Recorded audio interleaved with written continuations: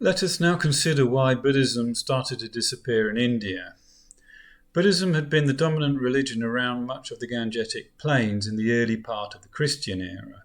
However, when considering the time between the Gupta dynasty from 325 to 497 AD and the time of the Muslim invasions in the second millennium, there is no total agreement for the decline of Buddhism in India.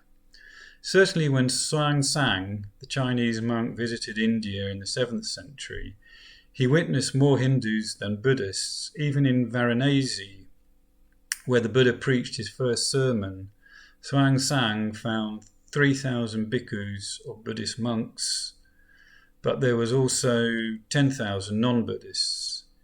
Even as Buddhism was going into decline, the great Nalanda, the hub of Buddhist learning, continued to flourish. In the 8th century, Padmasambhava brought Buddhism from India into Tibet. One of the reasons put forward for the decline is sectarian. The clergy paid minimal attention to the lay community. There was little interaction between mendicants, those who rely on alms, and non-mendicants. There was no manual for the conduct for the laity until the 11th century. Thus the laity may have felt somewhat distance. The places where these two groups met gradually disappeared. Some have also put forward the idea that some monks had started to live more indolent lives, moving away from the Buddha's concept of non-possession.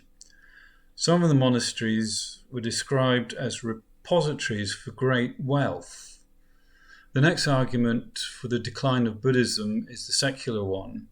Royal patronage started to move away from Buddhism and back to Hinduism. Under the Kushana and Gupta dynasties, both Buddhists and Brahmanic groups received royal patronage. With the rise of Vaishnavism and Shaivism, there was a blurring of the differences between Buddhism and Brahmanism. The Brahmins developed a new relationship with the state. Buddhist monasteries lost control of land revenue. The final blow for Buddhism came with the arrival of Islam in the early part of the second millennium. Buddhism could not compete with Islam for converts among the converts from low-caste Hindus with no support from the new rulers. There is still some debate about the relative effect of Islam and earlier oppression, such as Shashanka, the Bengali ruler at the beginning of the 7th century. Texts dating from the 12th century state that Shashanka destroyed Buddhist stupas of Bengal. He is also reputed to have cut the Bodhi tree, where the Buddha found his enlightenment. However, this was written sometime after the events. It is also said that he was a patron of Shaivism and built temples to Shiva in his kingdom. Some scholars explain the decline from a position of persecution and some as absorption into Hinduism. The doctrine of Ahimsa originated with the Buddha, but by the second half of the first millennium AD, it had become part of Hindu teaching.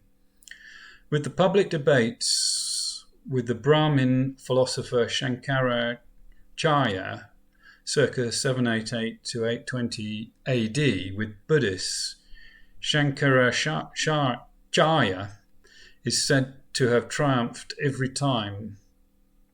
Monastic monasteries have been unknown in Brahmanism, but this changed over time. Shankaracharya himself established a number of monasteries. The Buddha himself had been incorporated into the Hindu pantheon. He became an avatar of Vishnu. In the texts of the Puranas, Buddha is portrayed as an avatar of Vishnu to mislead those who deny the Vedic knowledge. In others, he incarnates to end the animal slaughter of Vedic sacrifice. At best, it creates a reason to not need to become a Buddhist. At worst, a negative portrayal of the Buddha's intent.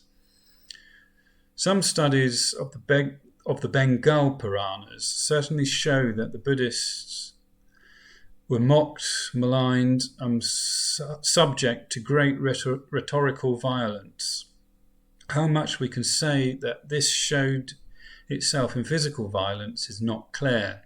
Also, could it be that the inclusion of Buddha into the Hindu pantheon was a compromise between Brahmins and Buddhists? There is certainly an overlap between the two.